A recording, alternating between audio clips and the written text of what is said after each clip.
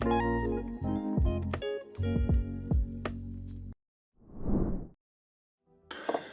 evening, good afternoon, and possibly good morning to some of you. At least our production team in India they're still working hard to finish up the sessions. I hope you have enjoyed the show so far.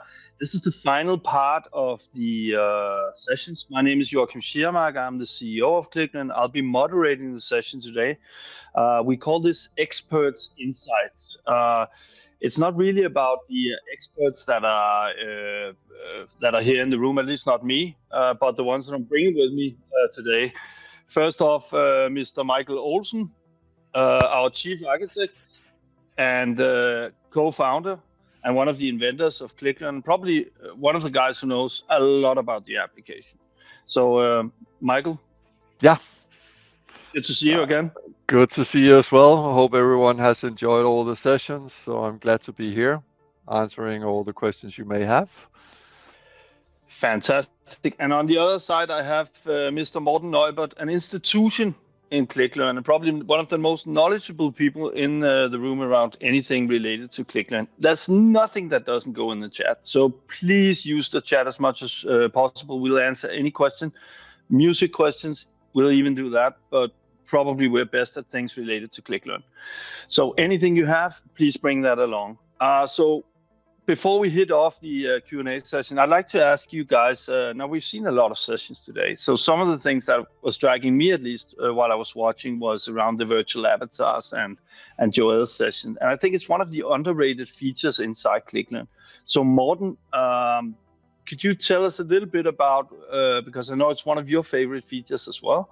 So could you maybe share with us why you think this is such a strong feature? Yeah, thank you, Joachim. I think the virtual avatars are grossly underrated and unfortunately also underused. It's a really good way to get your knowledge across without just having a robotic voice with nothing to look at. Let's say you have a slide that is showing you a graph or something like that, and you have someone explaining about the graph. But if you see a person's face who's talking to you, who has live mimic interface and expressions with hands and stuff like that, it's much more lively and engaging, right? And the avatars come to life in many areas of ClickLearn. We have them in both normal video, so in the full screen videos, of course, but then they also come into play when you have, for example, when you use the PowerPoint narration, or just when you have the assists, suddenly the avatar will pop up as a tiny little bubble. And I will just go ahead and show you one of the avatars right now. So I've brought up here a question for our AI sales assistant, how to use the sales accelerator. And when I pop open this work instruction here, I can then choose to go with the virtual assist, which is what I will do.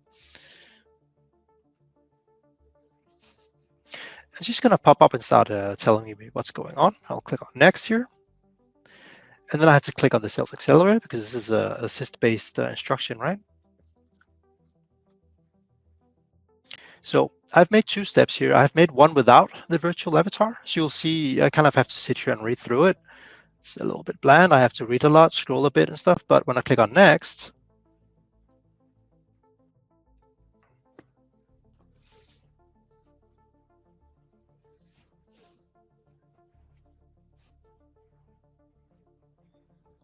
so the cool thing about her is I can move her around on the screen. I can pause her. I can mute her if I prefer to read myself, whatever.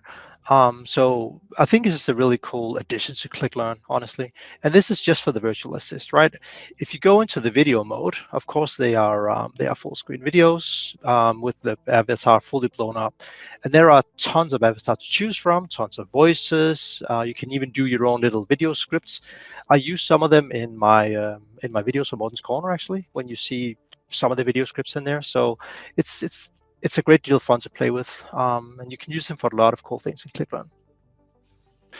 All right, and I know that we are particularly pitching it when it comes to conceptual knowledge that you want to share inside your work instructions. You have something that is more around the concept, either a full screen resolution, full resolution screenshot of part of your applications that you really want to go through and highlight. It can also be, as you said, around PowerPoint slides. What are the policies that we are using around a particular work instruction?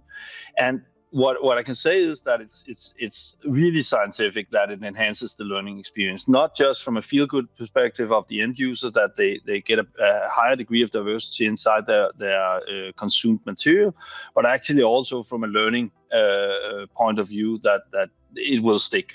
It will stick better if you use the virtual avatars, and there's a lot of studies on that. We'd be very happy to share those if anyone's interested. And Michael, we did this as kind of, it was kind of strange because we did a bring your own subscription. Normally we try to sort of pack everything into single product, but in this case we went in another direction. Said I think it's about bringing your own subscription. So tell me about where's this evolving from the tech perspective. I know we have two providers right now. It's Synthesia and Olsen, right? But we are enhancing this now. So tell us about that. Yeah, we are, because we do get some requests from customers that are looking into other vendors that are doing these AI avatars. So it's like the voices, it's constantly evolving, getting from the point where we started looking at it, looking at Synthesia, looking at Collagen. Now there's multiple other vendors in the market, and we want to bring that in to ClickLearn because it makes a lot of sense to enhance the learning content using these AI avatars. And it should be as easy as we've done it so far, but simply just extending on the vendors that are available. So if you as a customer has a particular avatar vendor that you might see fit, let us know. We want to hear because it's a market that is constantly changing. But as Joachim said, you're bringing your own subscription to the avatars, and ClickLearn makes it seamlessly and easy to integrate that into the learning content that you produce. Yeah, and this is normally charged by the minute as well, right? So most of these avatar providers out there are charging you by the minute, and we are taking really good care of your minutes as well. So anytime you change your content, we're going to reproduce it for you. But if you don't change it, we're not going to do anything. We'll just pick it up from your own cache and then we'll serve it back to you. That means that you can probably save a few bucks instead of running this on your own processes, which would probably also require you to redo something that was already done and actually functioning. Okay, so enough about the virtual avatar, our favorite feature. I just want to say to the chat, those of you who have stuck out through the afternoon, please fill into the chat. We've brought some of the foremost experts in ClickLearn. I'm sure that you have questions that you want to cover. We can demo live. We can really get you to a head start on whatever it is that you're doing. And there are absolutely no stupid questions in this chat. So feel free to put anything in, and we'll be very happy to discuss that. Now, another area, because we've been talking a lot today about UXP and UAC for IFS. There's been a few sessions, particularly on the multi-regional stuff. Are there any enhancements there, Michael, going down the line that you're working on in the dark corners of your laboratory? There's always something that we're working on, no matter if it's the content production or if it's the UAC or the UXP. One of the things that we're looking into is to make the experience and the utilization of the on-screen guidance, the assistant, make that more seamless and understanding of where is it that it's at according to the process that you really want to execute. So I think one of the things that you're looking for is basically the thing to say, I have a process of doing something, but what if I'm in the middle of it? So one of the things that makes the UAC and the UXP very interesting in terms of how it's delivering the content that we have is that it knows exactly in which context that you're in.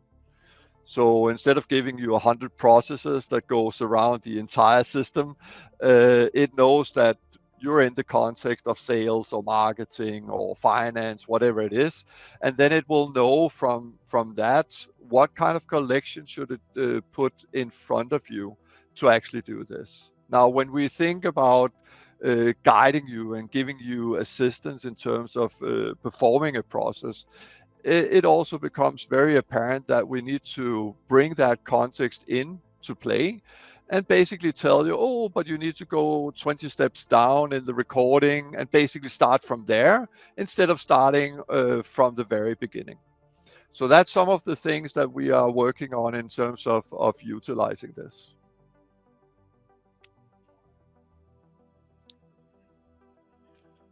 You need to unmute, please. I know that this has been an ongoing theme for me today. I do apologize. I know that we've been putting a lot of R&D into the UXP and UAC, and this is an area that will certainly expand. I also know that in the area of AI, we've been looking into actually integrating this closer to the not only to our own UXP, but actually taking the content and the AI bit out and serving that into an enterprise AI. So you can basically do exactly what you can do in our chat, but bring that into your own enterprise AI. And this is something that is also on our R&D table. So a lot of people have been asking me, and particularly in the last session, on something around speed in the application. We've been talking about speed in publication, and we've been talking about speed in actually replaying. So, Michael, can you maybe tell us a little bit about what's going on in that area? Yeah, it's something that we are investigating heavily to figure out how can we bring up the speed, not just bring up the speed, but also making sure that the screen content that we need to recapture when you do your replay of your recordings is kept intact. It's somewhat of a challenge, but it's something that we're constantly working on. We do have already, implemented different ways of improving this by giving you some replay settings within your project where you can actually tweak yourself. Should it run faster or slower, or however it should be done? But it's definitely something that we are investigating. For our automated process testing, for customers that are really looking into that, testing the application, it might not be that interesting to get the screenshots, some feel at least, and that will also give us the ability to bring up the speed if we are disregarding the screen content of the recordings. So there's a lot of technical stuff that we're looking into in terms of doing this. But I think the most important thing around the replay experience is that we are basically trying to collect all the knowledge that we get from customers in terms of what is easy for them to grasp and what is difficult, and see if we can make that journey more feasible for them to work with.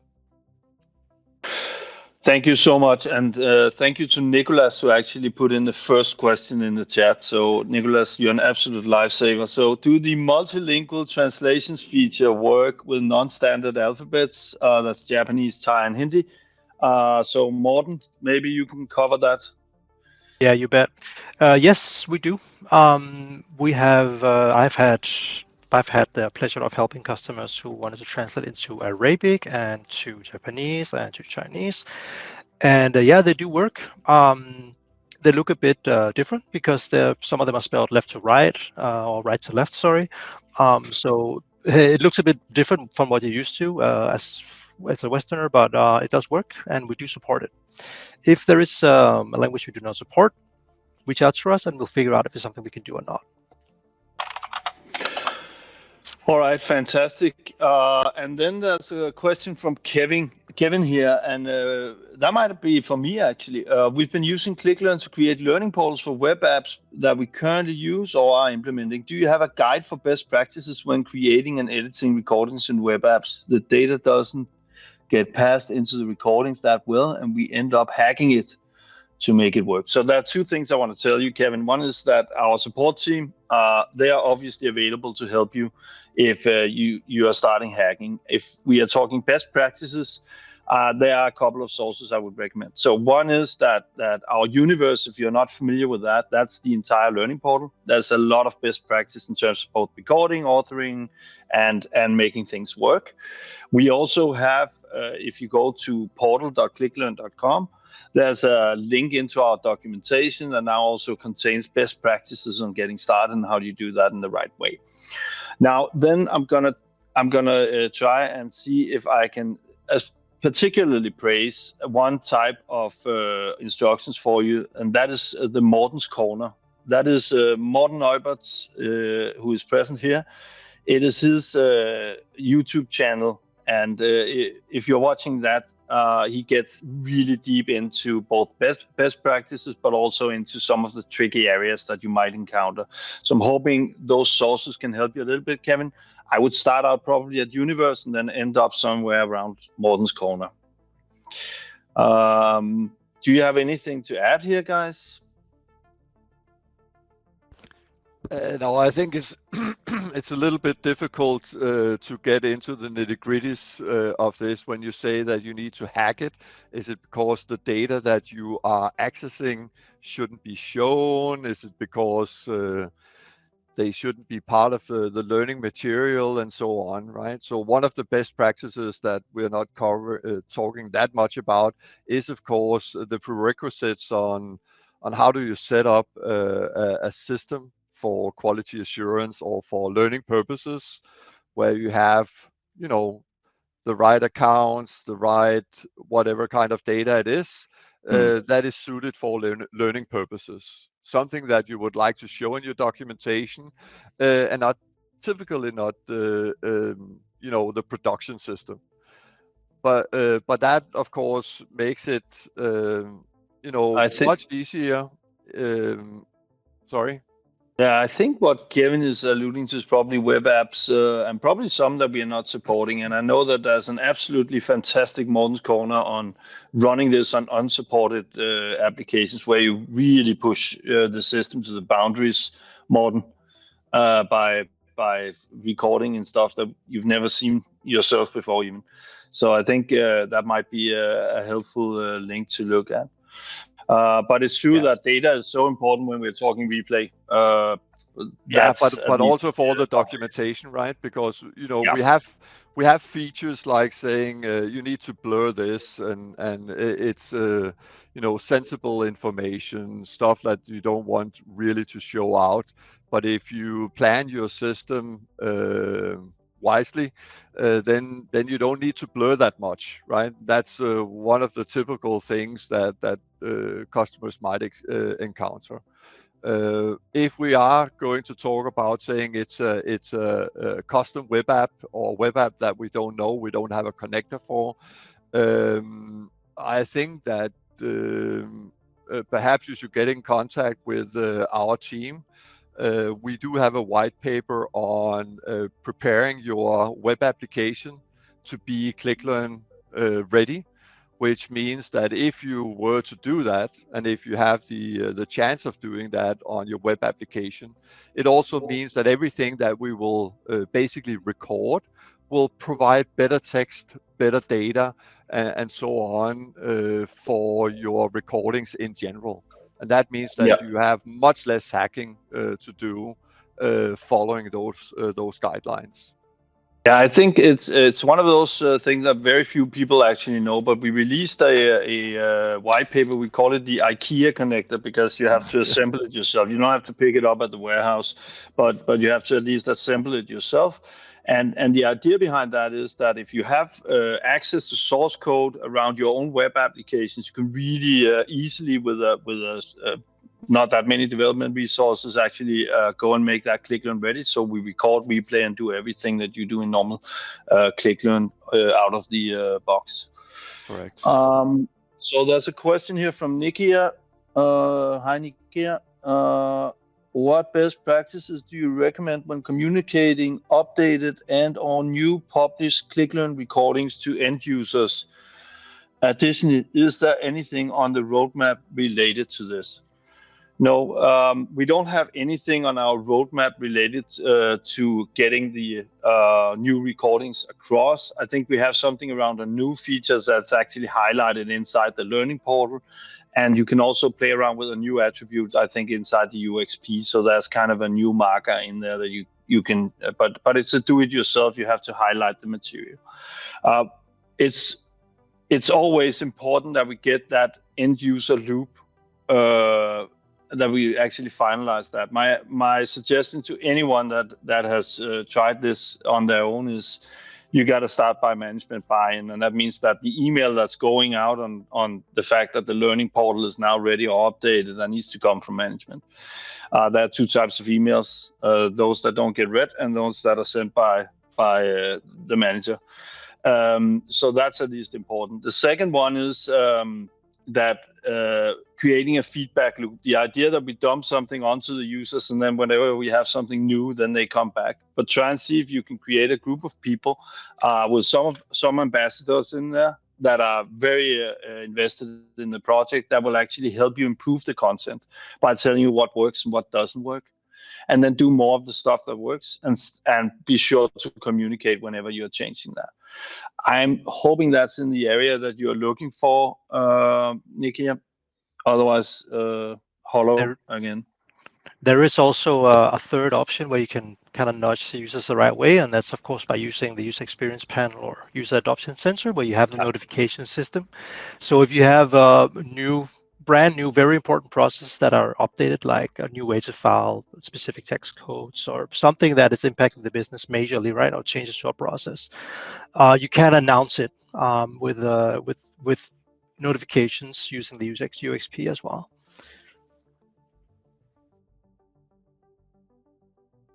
Yeah, that's absolutely true, and I think that is one of the areas that at least is improved on. We also have the onboarding tools that can basically take, if you do a series of processes, you can use an onboarding tool with a virtual avatar to actually present it to the right users, exactly the users that are affected by the change, and then send that through the system. And that's brought by the notification system that Morten is talking about as well. All right. At least part of it is that the metadata brought into the recording steps is not friendly for presenting usable information to the user. So we have to override button names or form items to say what makes sense. Oh, this is from Kevin. It dates back to the thing about the recording and hacking it. So maybe can you pick up on that, Michael? Can you try and read it out loud again? Yeah, so Kevin's problem is that part of it is that whatever we are bringing into the recording steps is not friendly for presenting, and that basically means that we're probably in unsupported area where we don't support the application natively, but you're running this on a web application, and if it's your own code, then you can use the IKEA connector. If it's not, then you are pretty much left with what Morten can tell you in his sessions on doing this on unsupported system. I'm hoping that clarifies, but I do understand where you're coming from. Sometimes we don't. A lot of the web pages that are out there are not constructed in the right way. That means that they don't, use standard HTML like label for, and it's actually a very difficult task to find out in a text box which label is associated to that, right, Michael? Yeah, there are so many things that are difficult to say here, so I would really suggest that you get in touch with us to try and elaborate on what the challenges are in your recordings. It's like when I see someone that says, okay, so I have a process and I can record it with ClickLearn. I might have a web page where it says click here, and that link occurs 10 times on the page. It becomes an impossible mission to actually get something understandable out of a process like that if you just need to click on each link, as I said, because it will just say click on the link here, click on the link here, and click on the link here. Now all of this basically sums up to some kind of understanding about what is it that you want to do with your learning material. So it might be that you do a couple of recordings where you heavily go in and write instructions, use the AI avatar, explain to the user how will the application look and how is it actually built up.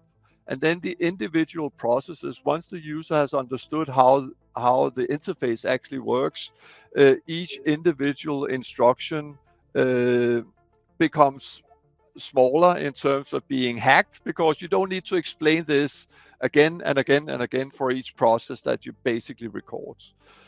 So I think it's also in terms of understanding what needs to be planned and what needs to be done in a different way. But as I said, it's so difficult to say from the information here. I need to know a little bit more before I can actually dig into it. Kevin, you heard it here first. Hit up support. We'll be very, very happy to help you. And that's entirely a part of your product agreement. So you should absolutely use that to the maximum extent possible. Now, Kevin is also saying that he's converting from IFS IEE to IFS Arena. Now, the question is, you can probably guess the question, do I need to re-record or can I just replay? Yeah. I'm sorry to say the answer is that you need to re-record. We've been working for so many years with IFS, but the transition from IEE to cloud is not a one-to-one. There are so many things that are completely different, and you will also experience this in the processes themselves. It's not just a one-to-one in terms of getting this done. And sadly, also, we don't have the ability. We have investigated this. Could we possibly bring the IEE recordings to transition, say, close to 99%? But it's sadly impossible. The 49% is at least not good enough for us to automatic service. Exactly. Yeah. So I'm sorry, Kevin. Here, a good bonfire will do on the existing recordings, and then it's basically starting.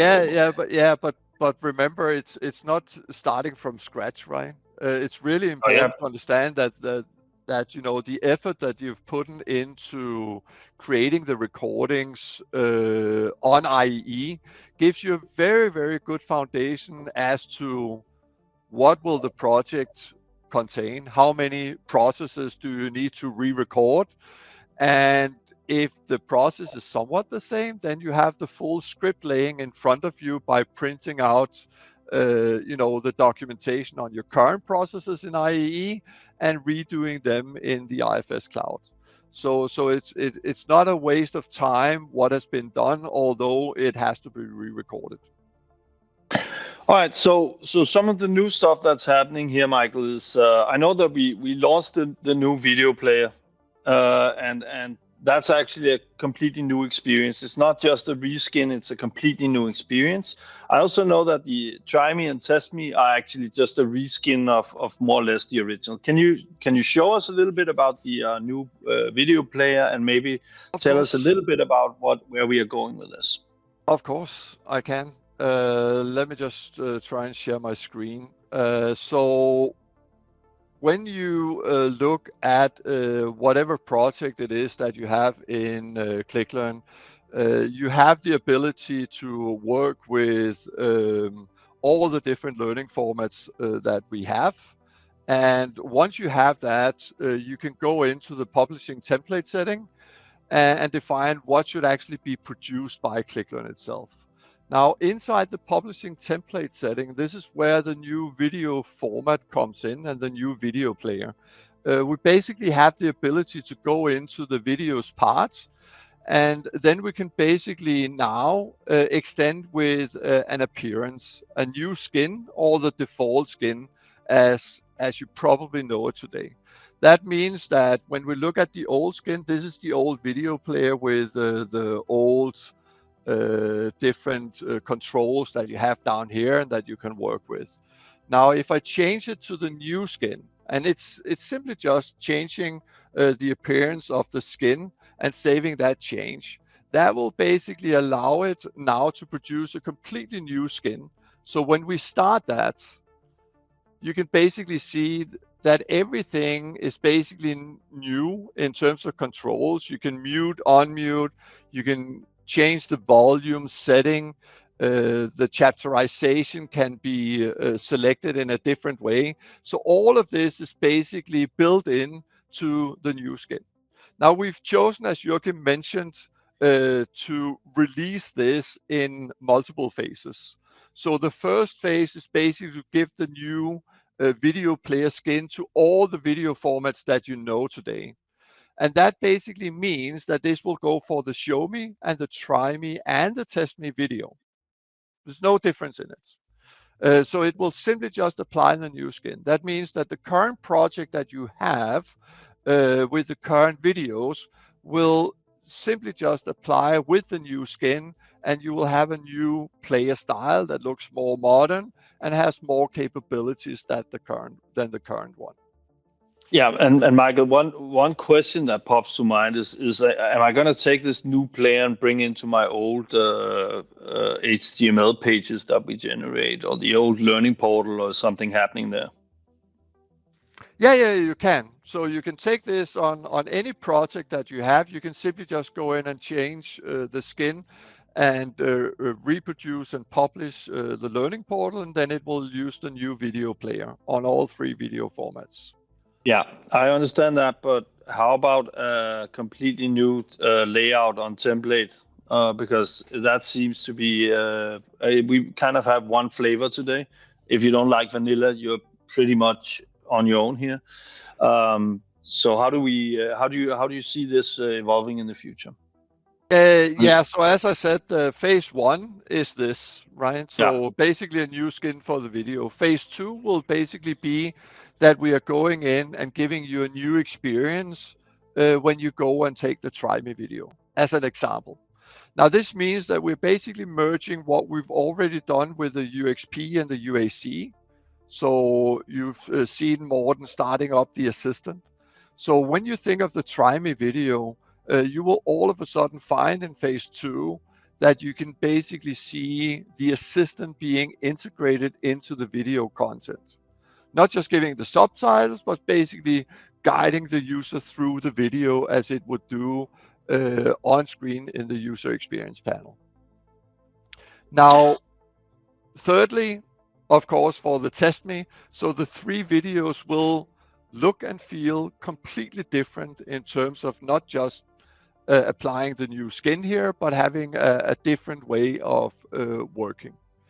Now, the final thing that you discussed, Joachim, and I think that this is probably what you're talking about, that is what about the layout of the entire learning portal? Because that is an experience in itself. And you can tweak this in different ways and change the color, change the icons and so on.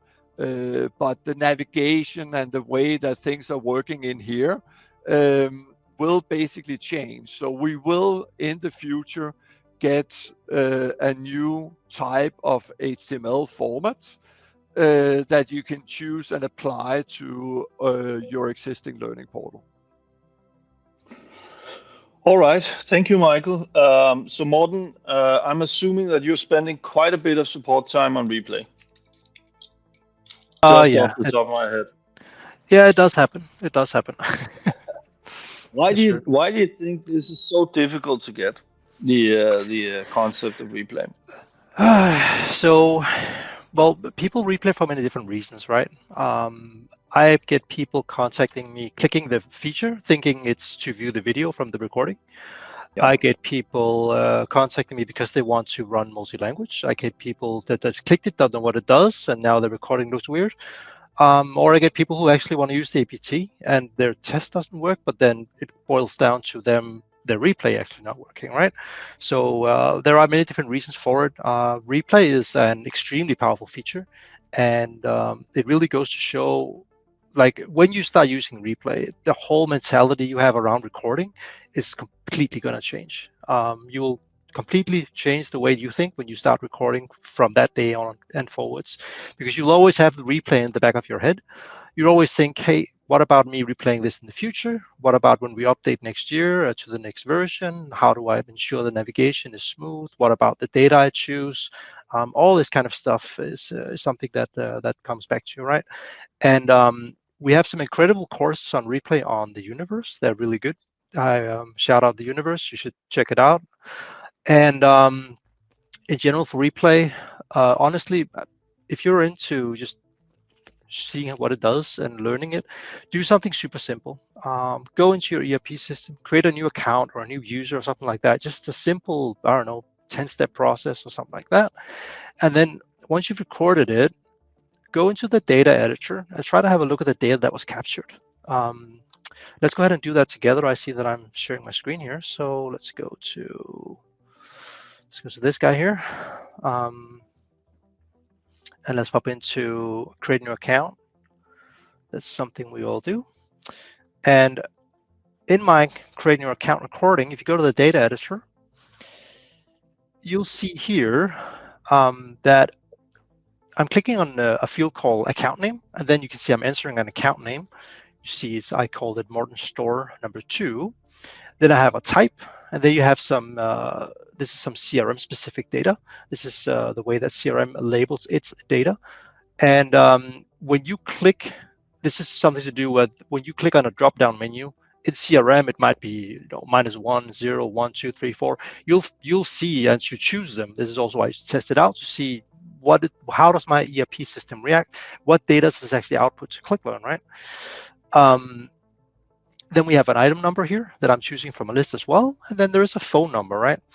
And if I run this replay, it will just try to create the same account. My ERP system might tell me, hey, this exists already. Do you want to merge it?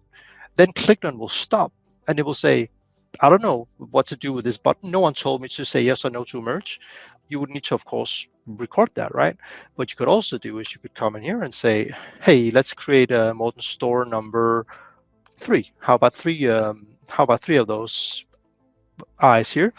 When you then run it, it will create that. You can change the phone number, things like that. Try to run it, see what happens.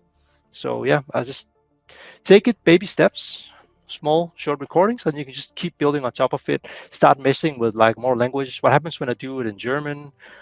Should the German recording do another record than this one because maybe it has a German name, for example, or something like that, right? So replay it's fun and it's amazing, and it's like yeah, it's like learning your whole ERP like a I don't know what to say. It's like, experiencing the world for the first time. It makes it fun again. It's hard to say. Fun, So, that's fun awesome. and amazing replay. Hell You yeah. heard it here first. You have been working with this product too long. No, some of the things that we identified when we went into the entire process of redoing replay, because we're in the midst of that was that relatively quickly we knew the use cases. You're using this for if you want to do multi-regionalization, you're using it. If you want to do either a test automation or just an automation that actually recaptures all your screenshots after an update that has happened from the vendor. So those are kind of basic scenarios. So some of the things that we identified is that we were not really proud of ourselves in terms of how well we want the user that they might be running into trouble using that recording. The second part was that the speed of both the user interface and the user experience, as well as the options that you have inside the replay, are simply not good enough and fast enough for the users to still feel that it's responsive. So we had a lot of talks with people that said, oh, but I play this from start to end, and if it breaks in the middle, I stop it and start over, for instance, right? And we do actually have debug features, but they're not really readily available. So Michael, I know that right now we are in kind of the middle of this. It will probably be a phased approach, and the first phase will be kind of single replay. Let's get that right, and then secondly, we'll probably come up with something around scenarios, right? That you're not replaying one recording at a time, but you can build up entire scenarios and say, all right, I'm going to hit I'm going to hit the machine with all of this in one go, and then I know my upgrade has gone well. So Michael, tell us a little bit about where are you now in the laboratory around this?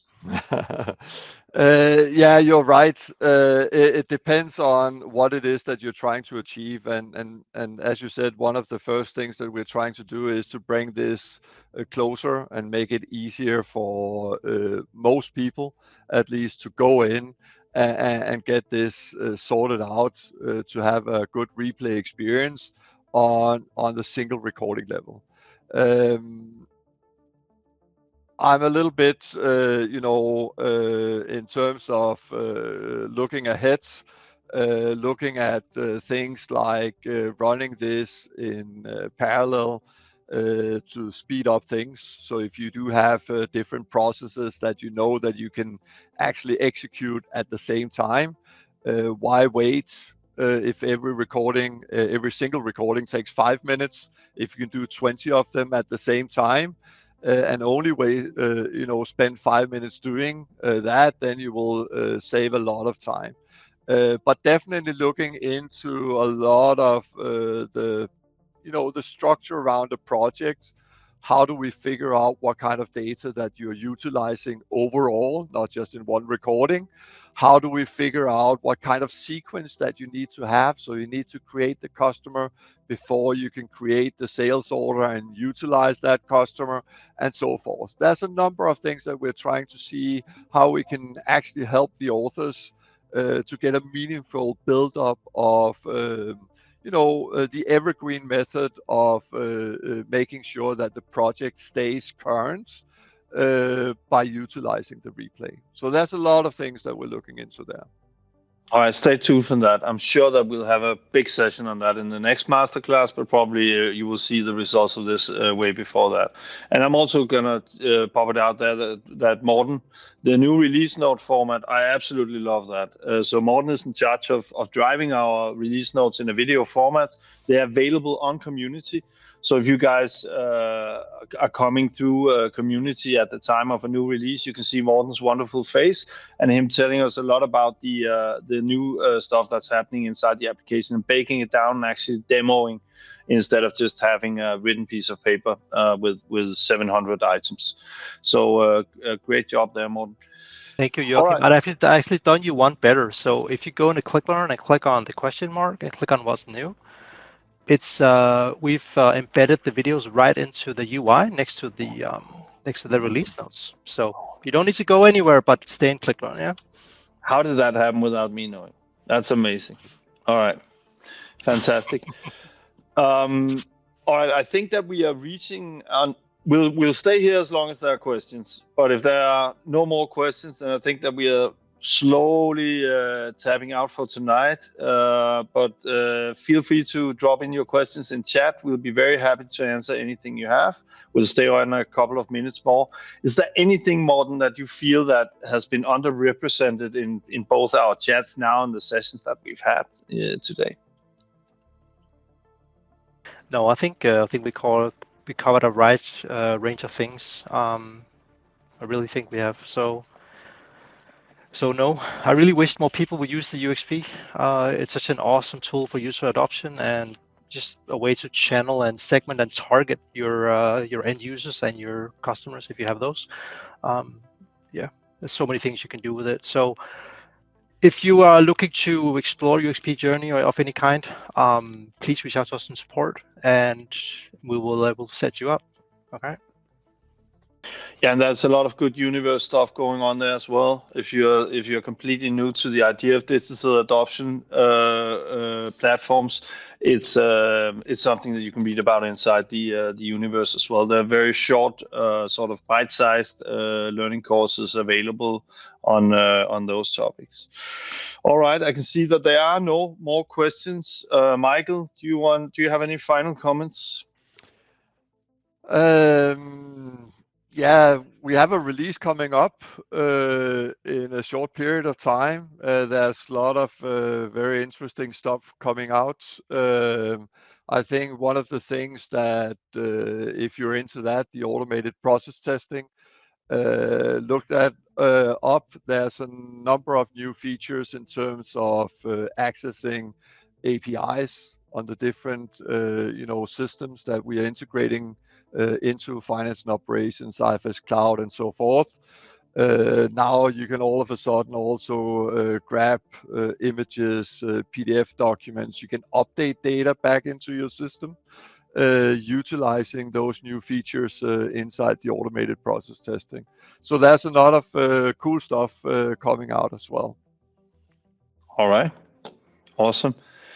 I think it's time to say goodnight, gentlemen. I want to thank the audience for staying so long with us. I appreciate your time here. I know you had other options, as they say in the flight business, but we really appreciate your time here today. Thank you so much, and have a wonderful rest of the day. Bye-bye. Thank you. Thank you.